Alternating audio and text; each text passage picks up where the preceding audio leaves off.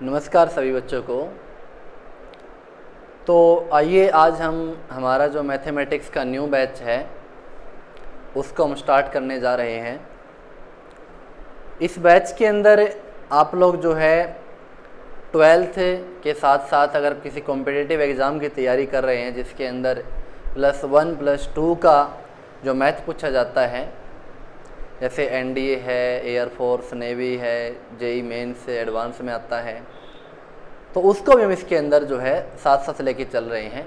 तो competitive exam के साथ साथ +2 के सभी स्टूडेंट्स इस बैच को जो है देख सकते हैं। तो आइए शुरुआत करते हैं। मैथमेटिक्स का हमारा जो फर्स्ट चैप्टर जो आज हम स्टार्ट करने जा रहे हैं वो है मैट्रिक्स। हेडिंग लगाइए सभी बच्चे, मैट्रिसेस। अब देखिए दोनों ये दोनों वर्ड के बारे में आपको बता देता हूँ। ये दोनों वर्ड अलग अलग, आपको एक मत समझिएगा। मैट्रिसेस जो है बहुत सारी मैट्रिक्स यानी ये प्लूरल वर्ड है कि जैसे बहुत सारी मैट्रिक्स को रिप्रेजेंट करता है, और मैट्रिक्स जो है किसी एक सिंगल मैट्रिक्स को जो रिप्रेजेंट करता है। अब देखिए कि मैट्रिक्स होती क्या है, सही मायने मैट्रिक्स जो है वो है क्या। अब जैसे मतलब मैट्रिक्स पढ़ते हैं, पूरा चैप्टर पढ़ लेते हैं, एग्जाम देते हैं, लेकिन हमें ये पता नहीं लगता कि मैट्रिक्स क्या होती है। तो आज हम आपको एक लाइन में पूरी की पूरी डेफिनेशन बता देता हूँ मैट्रिक्स की, कि मैट्रिक्स क्या है। मैट्रिक्स अरेंजमेंट है, अरेंजमेंट्स ऑफ सर्टेन नंबर। क्या सिर्फ number? Matrix is arrangement of numbers, तो ट्रिग्नोमेट्रिक फंक्शन कहा जाएंगे, एंड नंबर्स एंड फंक्शंस। वो टोटल हमारे पास क्या है, फंक्शंस एंड नंबर्स का अरेंजमेंट जो हमारे पास क्या है उसको हम क्या कहते हैं, मैट्रिक्स कहते हैं। ठीक है, clear? Okay.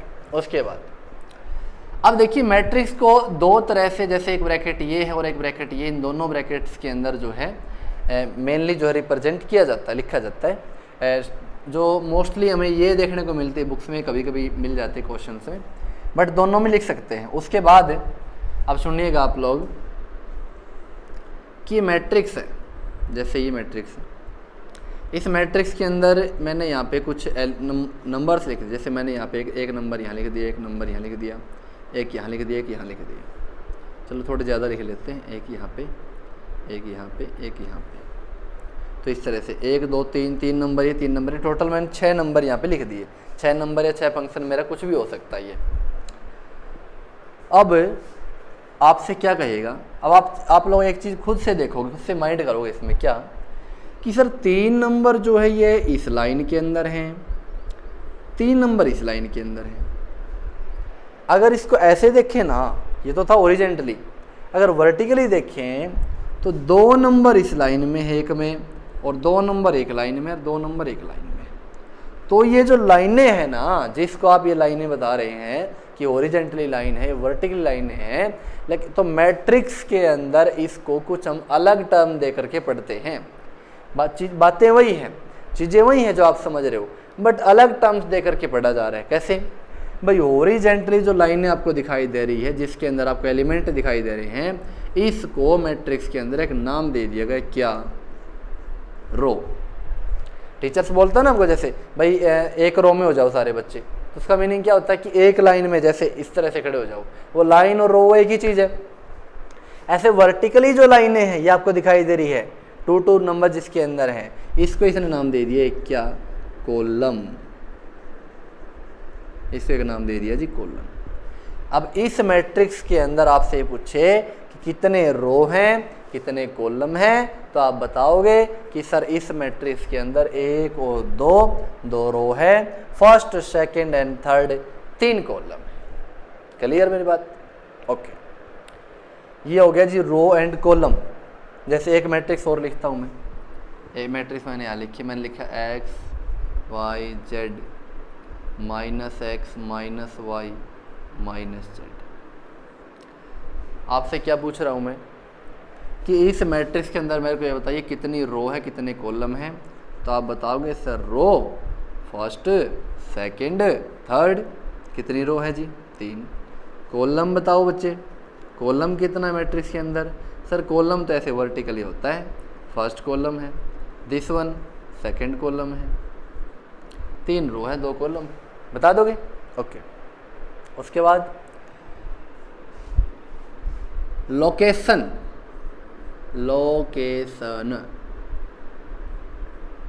Location of elements. अब देखो ये एक वर्ड और निकल के आए यहाँ से, एलिमेंट्स। ये एलिमेंट्स क्या है? हम मैट्रिक्स में जिनको नंबर्स एंड फंक्शंस बोल रहे हैं ना, जैसे ये नंबर्स एंड फंक्शंस बात कर रहे हैं, मैट्रिक्स की लैंग्वेज में उसको हम क्या पढ़ते हैं? एलिमेंट्स पढ़ते हैं। जैसे आपसे जब भी बात करेंगे मैट्रिक्स की तो ऐसे बात करें कि मैट्रिक्स के एलिमेंट्स, एलिमेंट्स एलिमेंट्स एलिमेंट्स, ठीक है? तो हम क्या पढ़ते हैं? एलिमेंट्स पढ़ते हैं। लोकेशन ऑफ एलिमेंट्स का मीनिंग क्या है? कि किसी भी एलिमेंट की लोकेशन, कि उसकी प्लेस वैल्यू, यानी प्लेस वैल्यू तो नहीं बोलेंगे, कि वो है कहाँ पे, कहाँ किस जगह पे वो रखा हुआ है, किस जगह पे वो स्थित है। जैसे अब इसी की हम बात कर लेते, आपसे पूछेगा कि ये बताओ भाई जो x है उसकी लोकेशन क्या है? आप ढूंढने चलोगे x को, सर x जो है फर्स्ट रो के अंदर है, ठीक है? कोई और आइडेंटिटी, कोई और पहचान। सर जैसे मान लिया भाई, जैसे ये है ना, मान लिया किसी का आप उलिया बताते हैं तो ऐसे नहीं बताते ना कि सर उसने चश्मे लगा रखे थे। चश्मे तो बहुत सारे लोगों ने लगा रखे, हम कई चीज़ें बताते हैं ना उसकी, ताकि उसकी प्रॉपर एक आइडेंटिटी मिल जाए। तो इसी तरह रो नहीं बताने आपने, सिर्फ आप क्या बताओगे? सर फर्स्ट तो रो है, चलो एक बात मिल गई। सर कॉलम भी फर्स्ट ही है, रो भी फर्स्ट है, कॉलम भी फर्स्ट है। तो यहाँ से मैंने क्या बता दिया कि एक्स एलिमेंट कहाँ पे है? उस एक्स एलिमेंट की फर्स्ट ही रो है और उस एक्स एलिमेंट का फर्स्ट ही कॉलम है, ठीक है? अब इस बात को मैं एक ब्रीफ फॉर्म में लिखता हूँ, एक छोटे से रूप में लिखता हूँ। कैसे? मैंने यहाँ पे लिखा x, इसके साथ मैंने यहाँ लिख दिया रो और यहाँ मैंने लिख दिया कॉलम। ध्यान ना, आगे पीछे लिखना, पहले रो लिखना फिर कॉलम लिखना। तो मेरे को यूँ बताइए, x रो जो है, रो कितना है? रो 1 है। कॉलम कितना है? सर कॉलम 1 है। तो अब अगर मेरे से ये पूछा जाए कि x की लोकेशन क्या है, तो मैं डायरेक्ट ये बता दूंगा x11। क्या बता दूंगा?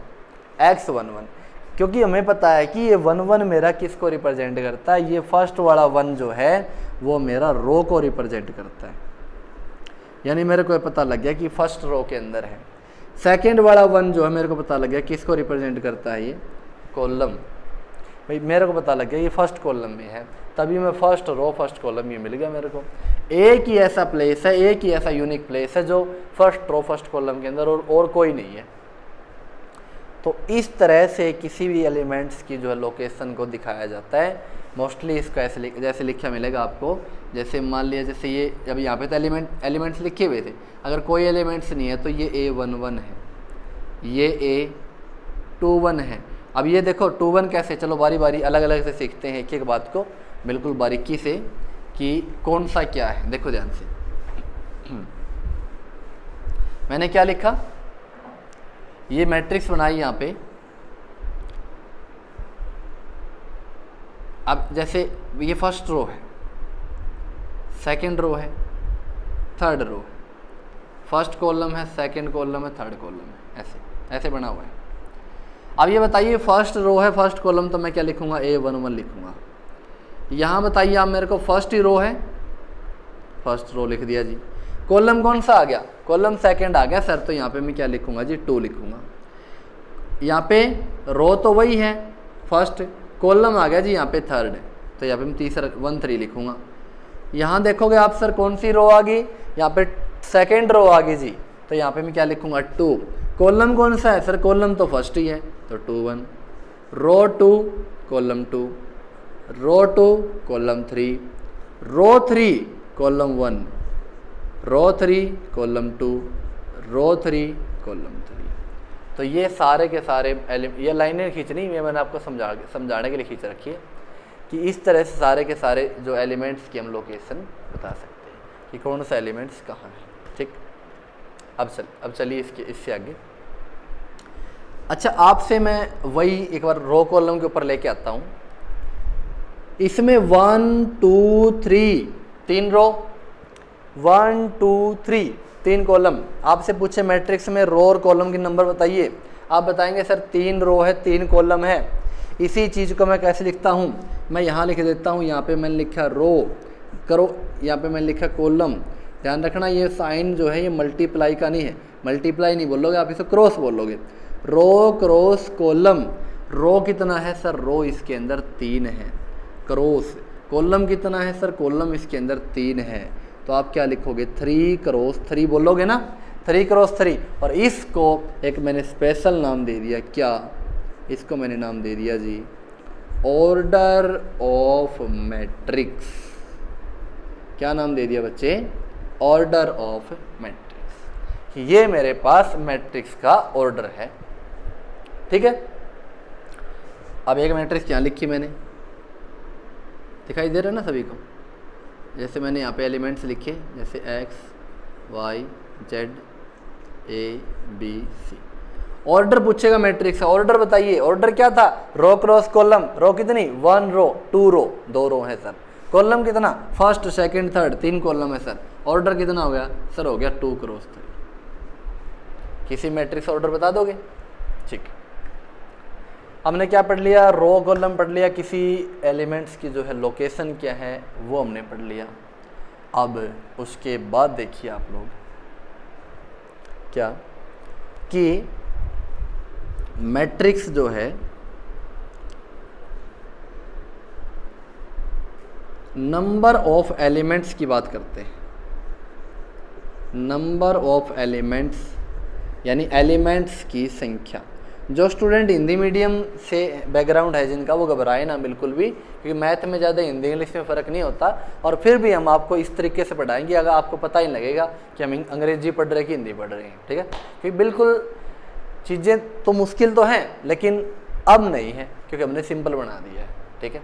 क्लास आप कंटिन्यू देखते रहिए, पढ़ते रहिए, मज़ा आने वाला है बिल्कुल। सुनिए, नंबर ऑफ एलिमेंट्स, एलिमेंट्स की संख्या की मैट्रिक्स में जो एलिमेंट्स कितने हैं काउंट करने लग जाओ। 1 2 3 4 5 6 7 8 9, सर 9 है, ठीक है। अगर वही इतनी बड़ी मैट्रिक्स दे दे तो फिर कैसे बताओगे। अगर ऐसे बहुत बड़ी पूरा बोर्ड भर के आपको मैट्रिक्स दे दे और नीचे उसका ऑर्डर लिख दे, कैसे बताओगे। आप लोग तो काउंट करने लग जाओगे, फर्स्ट सेकंड थर्ड फोर, और ऐसे ऐसे ऐसे करके आप लोग 15-20 मिनट लगा दोगे इसमें। तो मैंने आपको एक आसान सा तरीका बताने के लिए ये बात उठाई है। क्या मैट्रिक्स है, मैट्रिक्स का ऑर्डर गिवन है, आपसे पूछ रहा है कि उसके अंदर एलिमेंट कितने हैं। मैंने ये बताया था कि ये साइन मल्टीप्लाई का ली है, लेकिन अगर एलिमेंट आपसे पूछ लिया जाए और ऑर्डर आपको दे रखा हो तो रो और कॉलम की मल्टीप्लाई कर दो, उतने एलिमेंट्स आ जाएंगे। 3 3 जा 9 होता है, 9 ही एलिमेंट्स है। 2 3 जा कितना होता है बच्चे, 6 होता है। और 1 2 3 4 5 6 6 ही एलिमेंट है। क्लियर मेरी बात। यानी नंबर ऑफ एलिमेंट्स हम ऐसे निकाल सकते हैं रो और कॉलम की मल्टीप्लाई करके। बाकायदा हमें रो और कॉलम जो है गिवन होना चाहिए, यानी ऑर्डर गिवन होना चाहिए, तो एलिमेंट्स बताने में कोई परेशानी नहीं होगी, ठीक है। अब सुनिए, ऑर्डर की मैं बात कर रहा हूं। अब आपको ये दे देगा कि किसी मैट्रिक्स के अंदर 6 एलिमेंट है। कितने एलिमेंट है जी, 6। और आप ये बताइए कि उस मैट्रिक्स के कितने ऑर्डर हो सकते हैं। कितने ऑर्डर हो सकते का मीनिंग क्या है कि उस 6 एलिमेंट को, 6 के 6 एलिमेंट को आप किस तरह से रिप्रेजेंट कर सकते हो सकता है भाई मैं 6 के 6 एलिमेंट को जो है एक ही लाइन में लिख दूं, सबको एक ही रो में लिख दूं, 1 2 3 4 5 6। हो सकता मैं 6 एलिमेंट को एक कॉलम में लिख दूं, 1 2 3 4 5 6। या ऐसा भी हो सकता है कि मैं इन 6 एलिमेंट को 2 रो में लिख दूं। और एक कंडीशन और हो सकती है कि इसको मैं 3 रो के अंदर लिख दूं।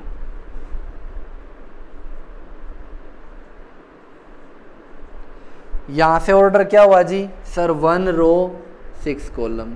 यहां से क्या हुआ जी सर, 6 रो 1 कॉलम। यहां से क्या हुआ सर, 2 रो 3 कॉलम। यहां से 3 रो 2 कॉलम। यानी कितने ऑर्डर आ गए, 1 2 3 4। कितने ऑर्डर आ गए जी? 4। 4 ऑर्डर हमने निकाल दिए मैट्रिक्स के, ठीक है। तो बेटा 4 ऑर्डर हमने निकाल दिए। अभी यहाँ पे तो मैट्रिक्स बना दी, 6 एलिमेंट थे। अगर आपके पास 20-24 एलिमेंट दे दे तब कैसे बनाओगे भाई? तब तो इतनी मैट्रिक्स बनाना बहुत मुश्किल हो जाएगा ना। आप यहाँ पे एक चीज़ नोट करो, क्या, थोड़ा सा नोटिस करो बात को, कि 1 6 6 1 2 3 3 2 के सारे के सारे 6 के मल्टीपल नहीं है, सारे के सारे 6 के मल्टीपल नहीं है।